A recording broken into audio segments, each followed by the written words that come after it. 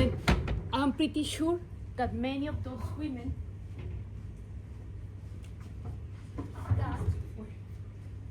that were in the video, we didn't know about them, and that's the idea of this presentation, to start to celebrate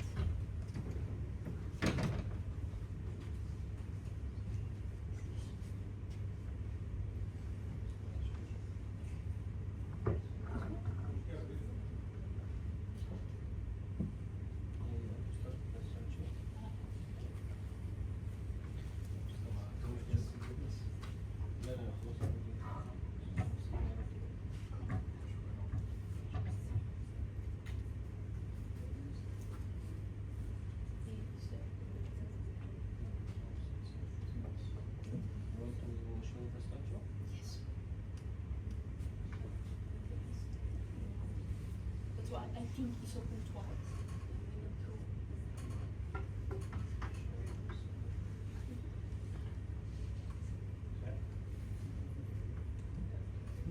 عشان اسفين ان هو يعني الطلب ده بتاع كل فيديو. Now,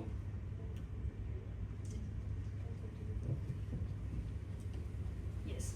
So then, in that video and in others, we start to see the name of several women that has been contributed to science since the ancient times to now.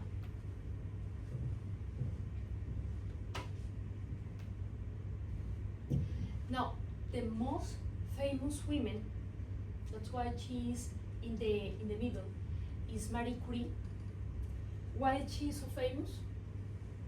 Because she was the first woman who won a Nobel Prize, and actually she was included in the nomination because her husband, Monsieur Curie, Pierre Curie, asked her to include her and to recognize her contribution.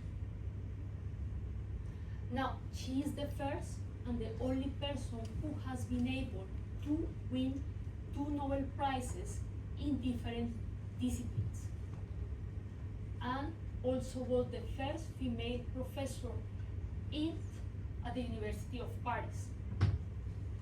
However, the journey for Marie Curie was not easy. She had to study in a clandestine university in Poland, and she had to work as babysitter and any other jobs in order to make the money to be able to join the university in Paris. Later, she married Pierre Curie, and thanks to that, she was able to have access to a lab, and they worked together, and the discovery were done together. That's why he asked to be included in the Nobel Prize in Physics, because she was not initially included in the nomination. So, how to attract women to science, technology, engineering, and mathematics. So, how to engage it? So, I'm going to show this video, which shows several actions, and we are going to discuss it later.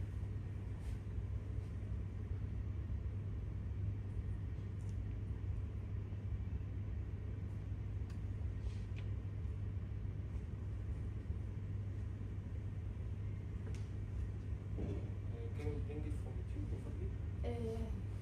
Yeah, we can copy the you don't really need to close this one because it's open twice. No, it's open right. I closed it. It's this one.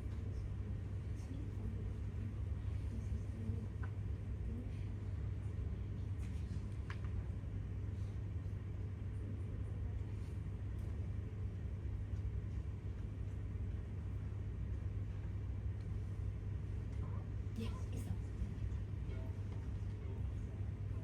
Picture this: a scientist, an IT person, an engineer, a mathematician. Chances are, like most people, you pictured mostly men in each of these roles.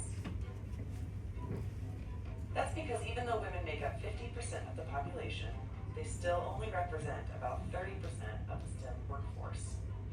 And minority women comprise fewer than 1 in 10 employed scientists and engineers. It's difficult to imagine something you don't even know is possible. Research has shown that by age 15, girls begin to lose confidence in STEM subjects, unlike their male peers. By age 16, only 25% of girls asked to draw a scientist will picture a female. This loss of confidence isn't inherent. It's a direct result of the unique issues women face when pursuing STEM education and careers, including a lack of recruitment by higher education and employers, stereotypes and implicit bias, and a fixed mindset. The good news is that, together, we can help eliminate these obstacles. At Ecology Project International, we're focusing on 5 clear actions to help sustain girls' interest in STEM, and we hope you'll join us. Number 1, look for and celebrate female role models. Nearly half of all girls interested in STEM don't know a woman in a STEM career. So it's up to all of us to share stories and talk about the women in STEM we know.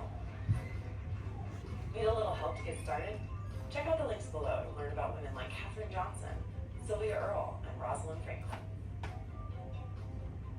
Number 2, provide practical experiences. 74% of teen girls say they're interested in STEM, yet 4 in 10 say they don't get enough hands-on practical experience. Let's get creative at home and in the classroom. Take students to see STEM in action, like a lab or a field station. Engage them in hands-on STEM activities, or let them shadow a STEM job for a day. Number 3, be an active mentor. According to a recent study, when educators talk to girls about STEM fields and actively encourage them, girls become more interested in these subjects. Number 4, show the real-life connection. Research suggests that one reason women may choose non-STEM careers is that they place a higher value on work that serves the greater good. Consider taking students to a field station to help collect data that is influencing endangered species policy, or encourage them to use technology to help solve a local issue that they care about. When you can connect a STEM subject to real-life application, it's easy to see how these fields create positive change in the world. Number 5, help foster confidence in STEM subjects. Girls tend towards a fixed mindset with STEM subjects. It's up to each of us to teach girls that struggle is an important part of learning. With a growth mindset instead of a fixed mindset, girls are more likely to persevere in the face of intellectual challenges, like their male counterparts do. Science, conservation, and the future of our planet can only be positively affected by engaging a diverse range of people. And we hope you'll join us in celebrating and engaging more girls in STEM.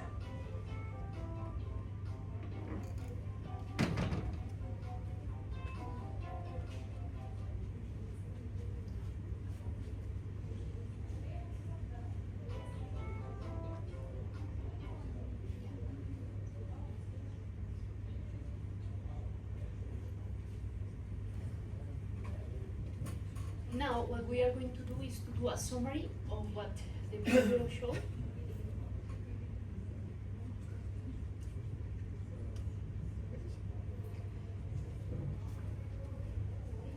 So sometimes women consider that STEM are something very difficult, and that's why it's only a field or a field for men. And this is more for us, like lecturers at the university.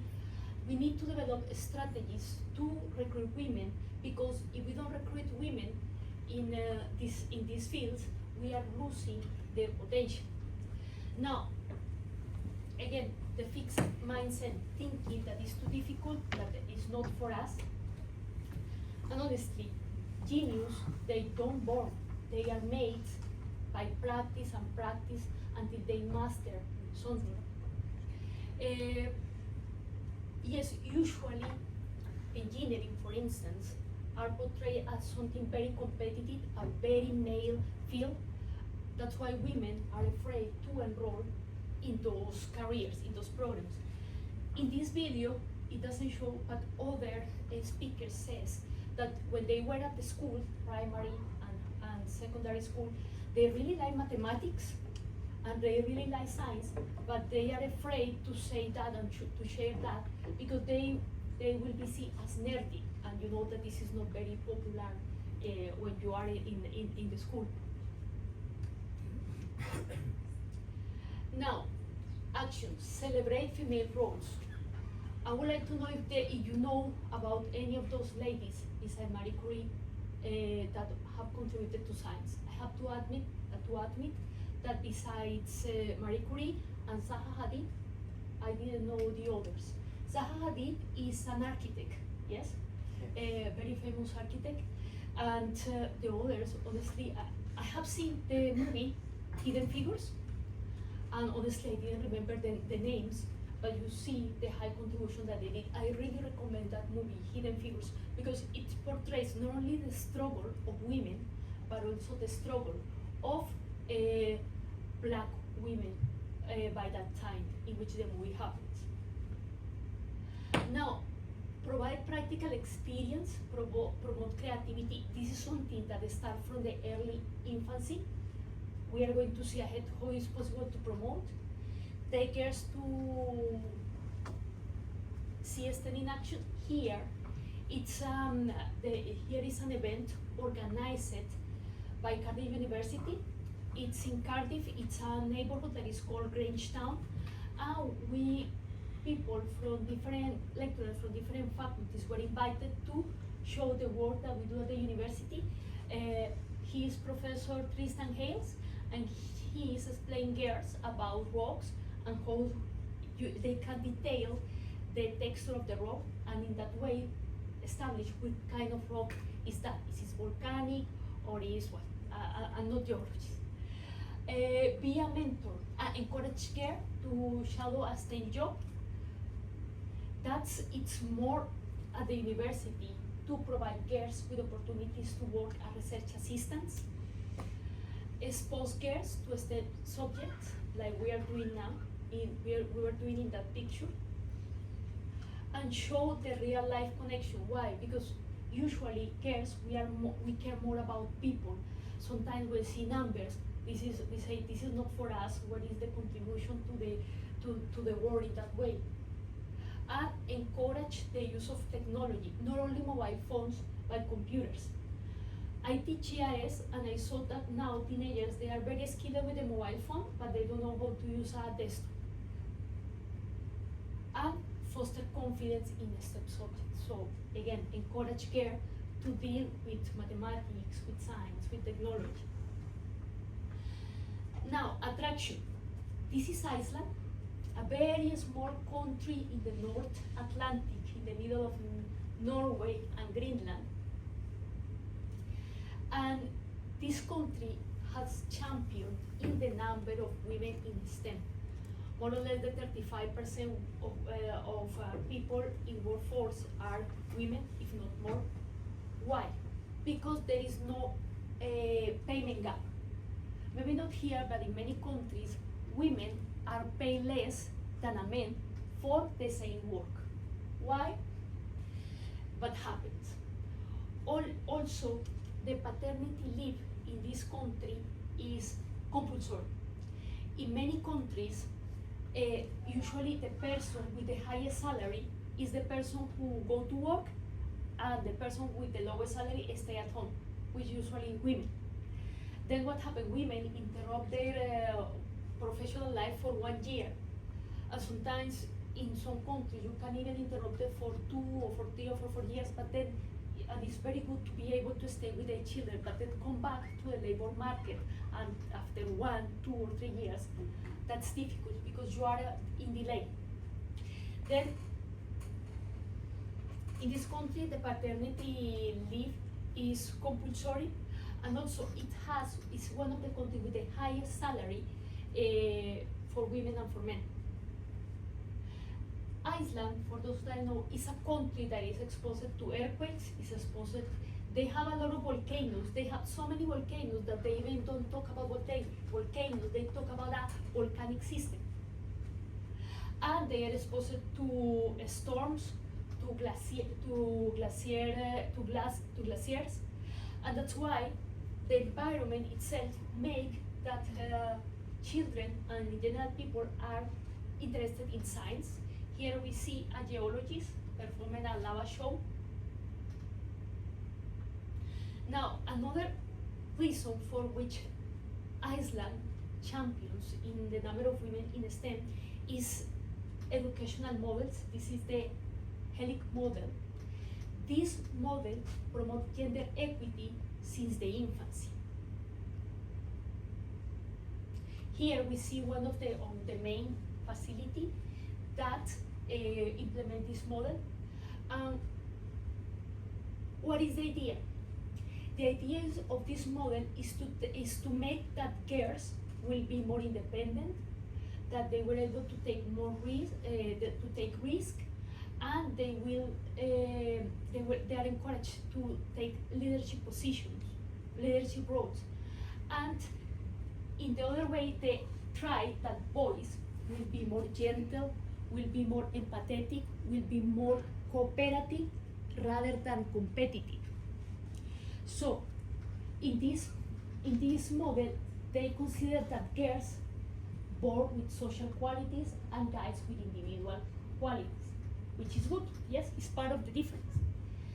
And what they do is try to make girls less introverted and guys less rude and get a point in the middle. Now, to accomplish that, they have a curriculum. This is for nursing, based on social and individual qualities. This is 1 year. Each of these courses is 2 months. And some of you can tell me, well, why you are talking about nursing when we are in higher education? If you notice in the video, they say that from 15 years, girls stop or start losing their interest in science. So with this program, they make that girls will be more focused on their individual characteristics. Stop talking about we, start talking about I, me, yes, and be able to start to doing that, to have a leadership position based on respect, on independence, be able to communicate their feelings, be positive and resilient, be able to cooperate and to have courage, not only in girls, also in boys. So what do they do?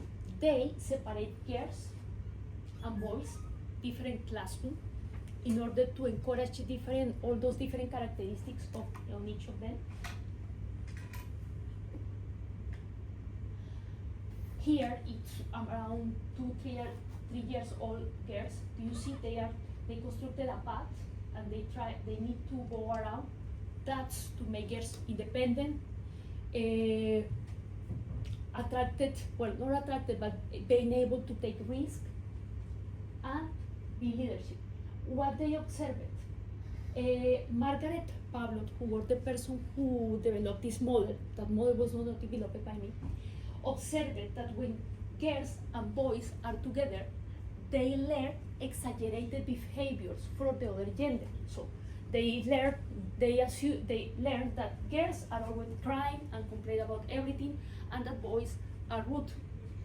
If they don't observe that behavior, then they won't start creating that image from the other gender. So here, girls are learning mathematics. This is the first year of primary school already. And here, girls are doing some maintenance work. They just move some stones to fill a hole around the school. Girls are taking at least 1 week to the forest, to be the whole day in the forest, know how to play there, how to survive, how to live in an environment without closed toilets,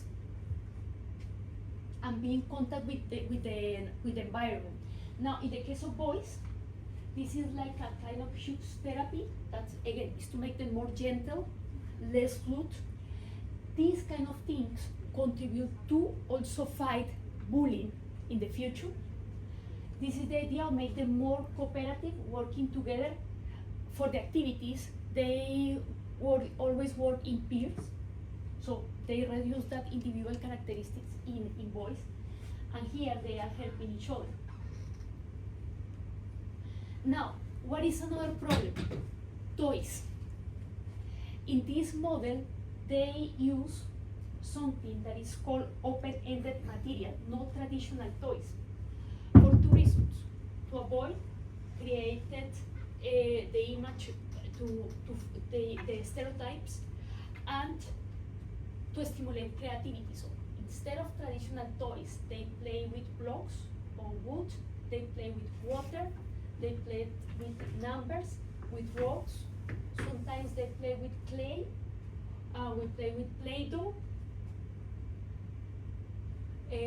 paintings, Lego, cushions, and fabric. So those are gender neutral. You cannot say this is for boys, this is for girls. And the other point, it stimulates the creativity. Children need to learn how to play with this. Now, if you notice, the classrooms are neutral. And you see here, there are some numbers. What is the idea? That kids rotate the numbers. Sometimes you are first, sometimes you are in the last number. Why? That is to create resilience among children. So you don't like to be, everyone wants to be the first. Yes, it's nice, but nobody wants to be the last. But sometimes you need to be the last, yes? That change. This is where they put their clothes, this is the playground. And here is the girls repairing this hole in the parking. That somebody will say this is more a work for boys.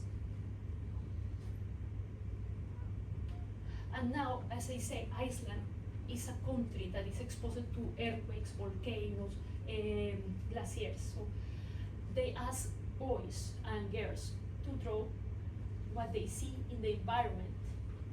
And they also, this is the mathematics class for girls. So they exposed girls from the early years to science, girls and boys. Now, this is Women in STEM.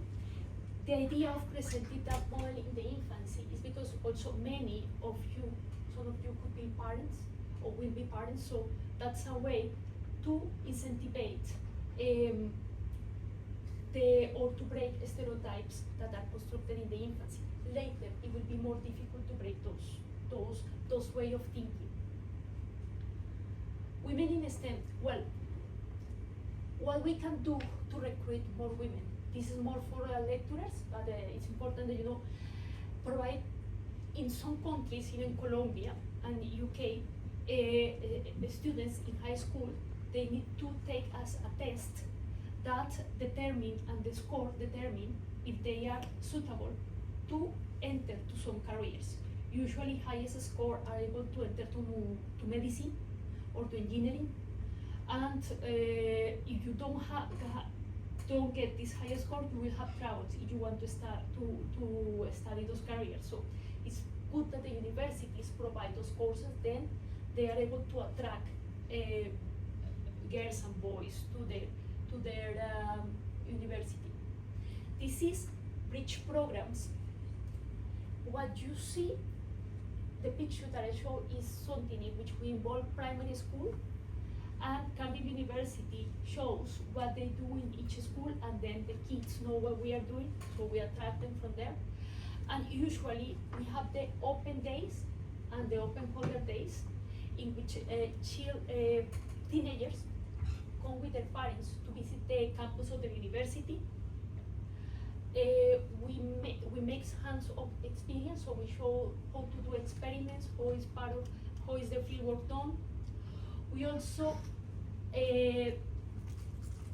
we apply as lecturers to be for those days, so girls also have the opportunity to meet female lecturers and professors and to chat with us and share experience. It's important to provide a scholarship for potential female students. And there is something that is called positive discrimination. Discrimination sounds bad, yes, and it is. But sometimes when you require specific characteristics, you need to focus on those people who have those characteristics, yes? If you need female, you need someone who speaks a specific language. If you need someone who have some, to belong to some specific community, that is something that is called positive discrimination, because you are focused on some specific qualities.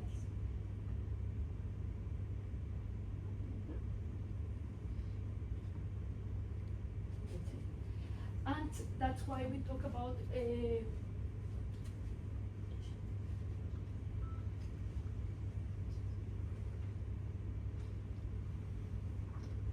and then advertise potential job opportunities at the school. Usually we need research assistants, and sometimes we can also provide or give preference to girls. Informing about support groups for female students, and how to enroll once women, well, we can recruit women, but how to make them engaged in STEM. So there are some individual obstacles, so we start talking about the problems. These authors made a survey among women.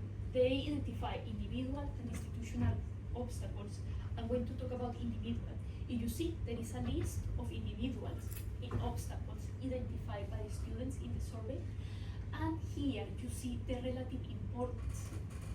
Look, the most important obstacles is the self-confidence. If you are not confident of yourself, then you usually abandon the program. This is the most important, and you see, academic ability is the less important. Things can be difficult, but not impossible. Yes, mathematics, engineering, technology is not easy, but it doesn't mean that we cannot learn. That's why we need to inform girls about the supporting groups. Now, career information is important to tell the curriculum to the potential students, and it's necessary commitment from the student and also from us, yes, as a lecturer. Girls need motivation, need the commitment to the academic work, and they need to be independent. But you see, the most important is the self-confidence. Now, what can contribute to construct self-confidence? We need to eliminate misperception and preconceptions, like says that STEM is mainly for men, that is very competitive, that's why women shouldn't be there, and that only men have the capacity or the intelligence to work on those fields. I say, genius don't born, they are made based on practice. Now, this is another problem. I say again, most of those ladies that were mentioned, we didn't know about them. So that's why we don't have in our mind that women can work on STEM successfully, yes, and excel on that. Psychological influence, that's why I presented the Halleck model in Iceland, because that avoid that stereotypes are constructed in the infancy, and we see women like dependent and boys like those who lead or who always must lead. Sometimes women, we don't have access to the information, or we are not aware of the opportunities that we could have in STEM. And sometimes women, we are afraid that, okay, we can study engineering, we can study mathematics, but who will hire us in the future? Now companies, for instance, in Colombia, government needs to have a quota of 30% women working on the government, yes? Some companies also now in private companies need to have a quota of women working for them. Now, how to contribute to enrollment? Well, early access to technology for girls. Here in this in Greenwich Town, we provide girls with ropes. They are looking how it works with especially liquid. it is understood that when not only girls but boys, when they have a good performance in mathematics or in science, they usually tend to choose a career in those fields. And in those families, when they have relatives working in any of the STEM, girls and boys try to choose a career in the same field because they have access to a role model and of course to support. Yes, someone that can support in case you have difficulties. Difficulties will be always in all the careers, so it's important that we know that. Not only in STEM. And of course, a accountable collaborative environment in which the support is the same for girls and for boys. In the past, even in Colombia, lecturers at the university, in the Faculty of Engineering, they didn't like at all to have women in the Faculty of Engineering.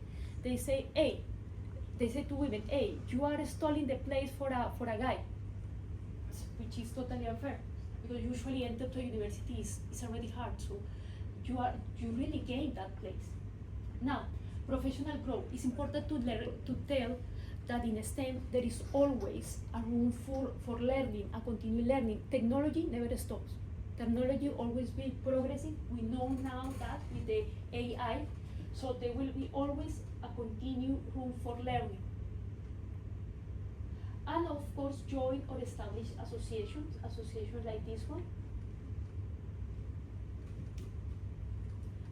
These associations are mainly in US, some in Europe.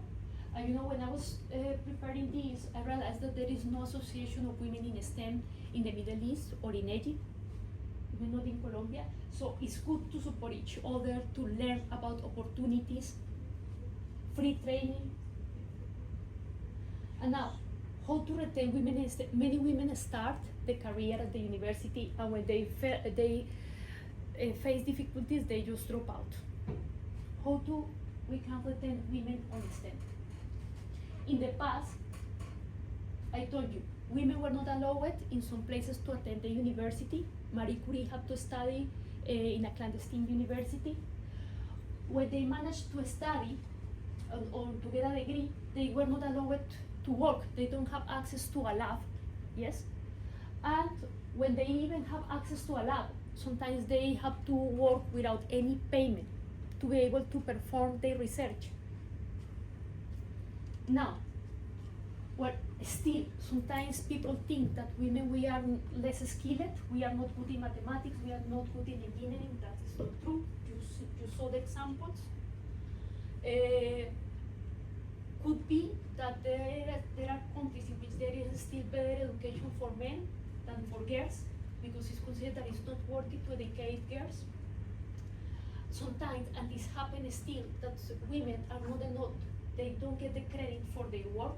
Did you see? In the case of Marie Curie, Pierre Curie had to say, hey, you need to include her in the nomination because she contributed.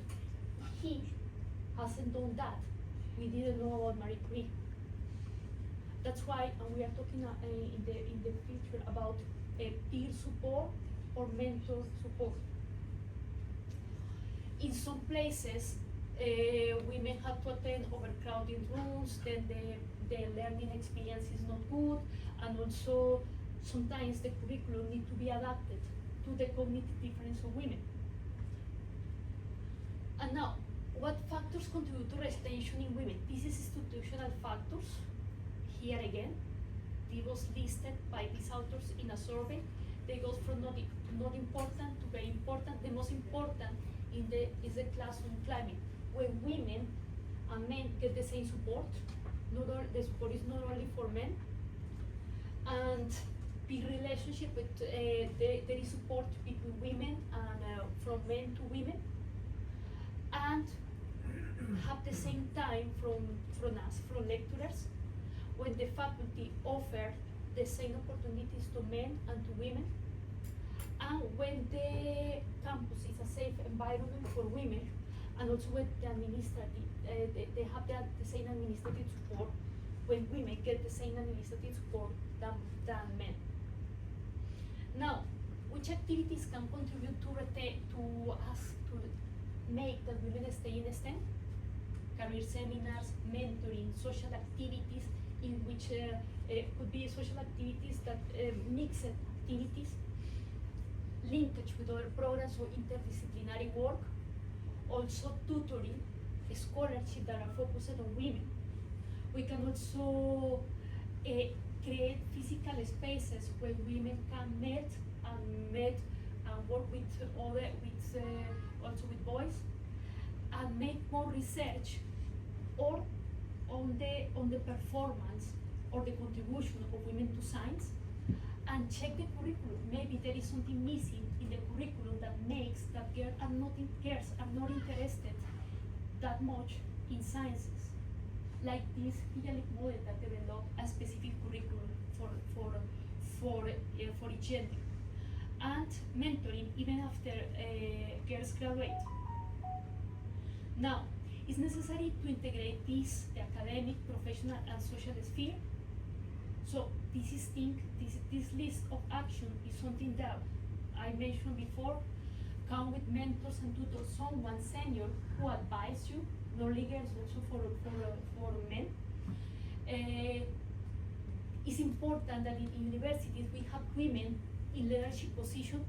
There is no sense to say, yes, women, we can lead, and all the school boards are made of men. Also, in newsletters and in newsletters, celebrate women. We can also invite speakers, female speakers, to lectures. We can also give opportunities to encourage mixed social activities, give women the opportunity to speak about their experience in the university, their learning experience, ensure respect regardless of gender, access to counseling. The life at the university and the life of work is not easy, so we always need some support.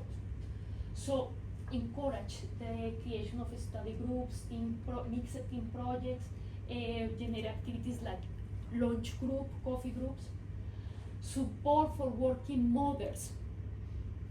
Sometimes we call mature students.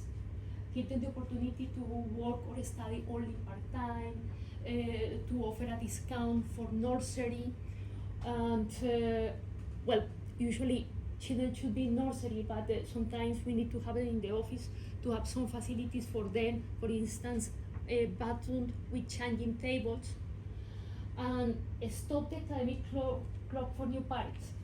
For some scholarships or fellowships like Marie Curie or the European Starting Grant, you can only apply before 10 years after you get your PhD.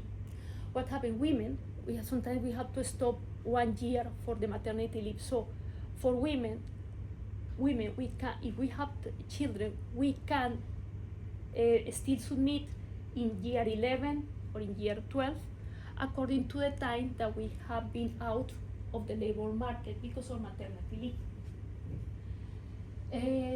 And create parent support. You need the support of others, the advice of others. You can also share experience, provide support to others. And what happened with women working in STEM? Well, this is a program that developed by Enrolment University in the Netherlands. The Netherlands is another country, is the second country who champions in the number of women in STEM. They create this program, the Ain Curie Fellow, in which is an example of positive discrimination. It's a program created to attract advanced talent of women. Vacancies were open 6 months only for women, only for women.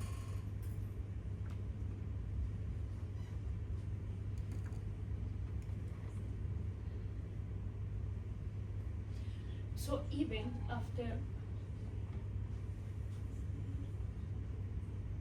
the support for women in STEM doesn't end when they graduate, the support should continue when they are adult. I'm going to explain later.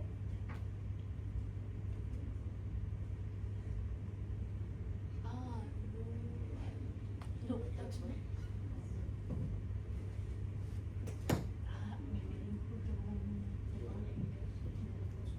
Can we go to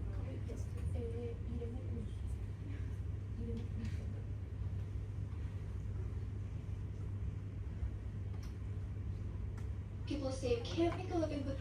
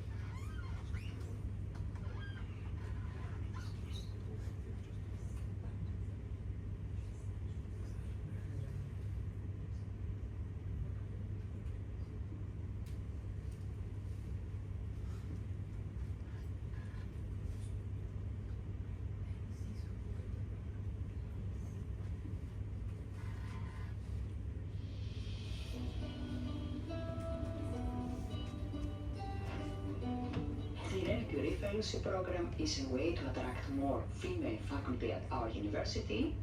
This means that a vacancy was open for the first 6 months only for female. Moreover, females got €100,000 to set up their research after coming to work in our university. The program runs already 5 years and we plan to run it another 5 years.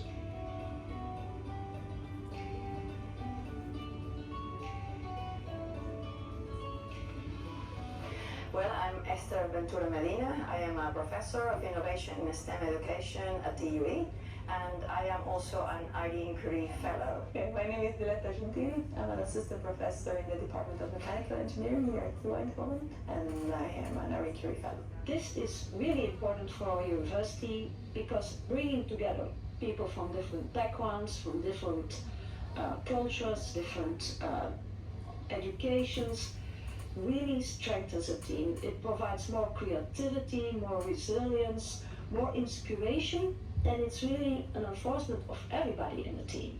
Here we are in the light assembly room in the Matrix Building Innovation Space, where students working in challenge-based learning come to work together in here. One of the problems that we have sometimes is that we assume students know how to work in teams, but they not necessarily do. And my research focuses around how students learn in teams, and learning from that, how is it that we can design learning activities much better. Initially, I felt a bit conflicted about the idea of applying for the position because it didn't feel quite right, the fact that you get a special treatment for being a woman. But on the other hand, I also recognize the fact that the situation in academia with women in STEM is very difficult, and unless action is taken in the short term, nothing will change. We have noticed that if we just let people select the best candidates for a position, they will select similar others. So if a university is full of male, they will find male as more appropriate for the positions. So this is the multi-scale lab. This is the laboratory of our section in mechanical engineering, the mechanics of materials cluster. Here we do all sorts of analysis to look at our materials in the finest scales possible, with the current state of the art. You know, there are many women in this field. It's changing slowly but steadily. We're getting there. It depends a bit on the school, on the department, on the label of the department sometimes. So we are not there yet. We don't have 30% in all faculties, but what we do see is that throughout these 5 years, the inflow of women and men is 50-50. So we are going in a good direction to reach our goals soon. It's a process, I think, and I hope that us, slightly more senior people in the faculty body, are serving at least as role models for the new generations. I think that's one of the goals of the Inquiry programs. So for me, it has been really a big success. I arrived 2 years ago, and since I've met a number of people, I have been collaborating with others that really give me good connections, and I hope that I retire here and see much successes on this space. of the Irene Curie Fellowship. So I am an assistant professor now, and the typical path will be to grow as an associate professor and then a full professor here at TUI, combining all of the pillars that the job implies, which is research, education, impact, policy. I like the diversity of the faculty job, and I hope to keep doing it here at TUI.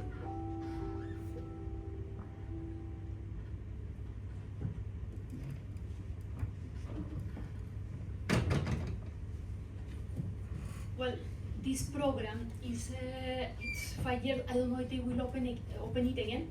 I hope so. And I say our job as a lecturers don't end when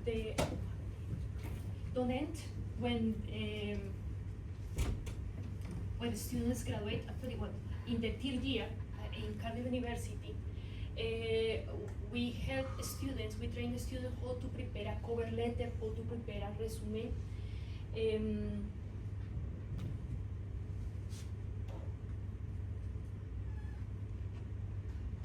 Practice interviews. No, this is something that we don't do, but it's something that we should do.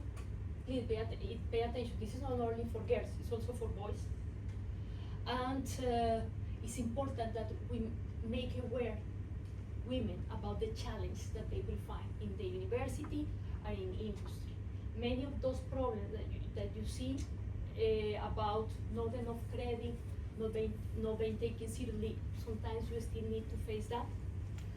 And it's important that we introduce each other to students and junior workers to senior, to share experience, to get advice. And these are the main reference for this presentation.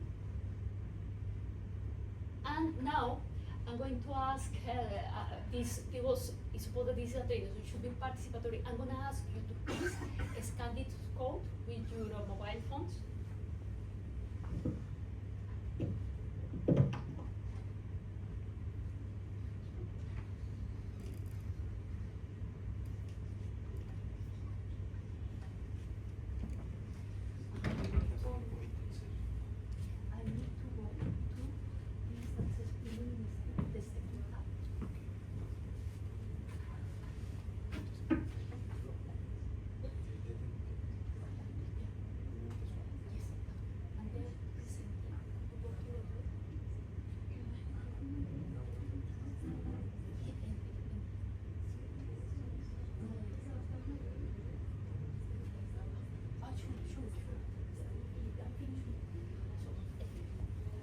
Could you go to this one?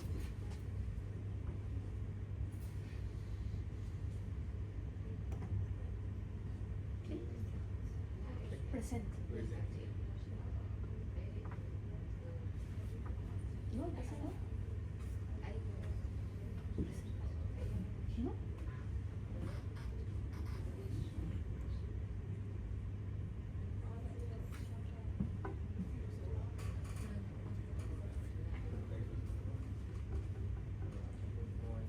No, it's should we? Can we do that? I don't need the presentation anymore. No. So I'm sure we can.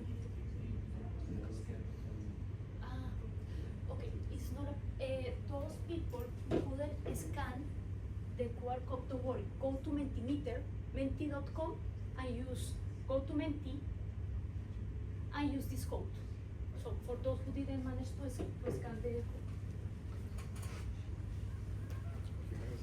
المشكلة اهو لا لا هو بس مش عارف اه يعني عايزة يعني عاوزة يبقى زي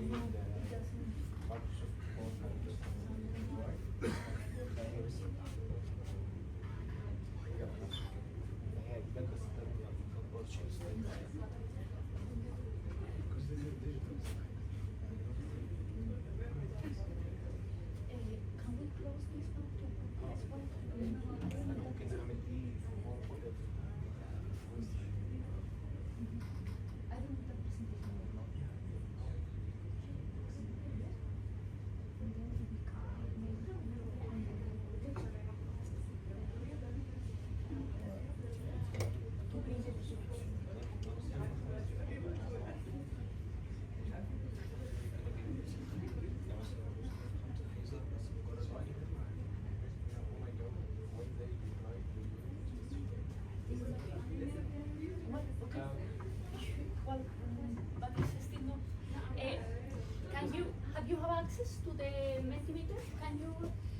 Everyone with the QR code?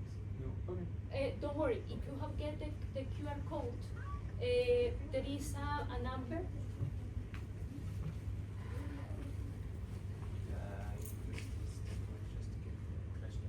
Okay.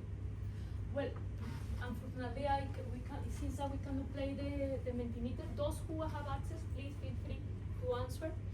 And I think Agnes said that we are going to make a break now.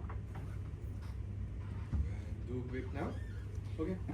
Yes, if, so that was the last part was the Mentimeter.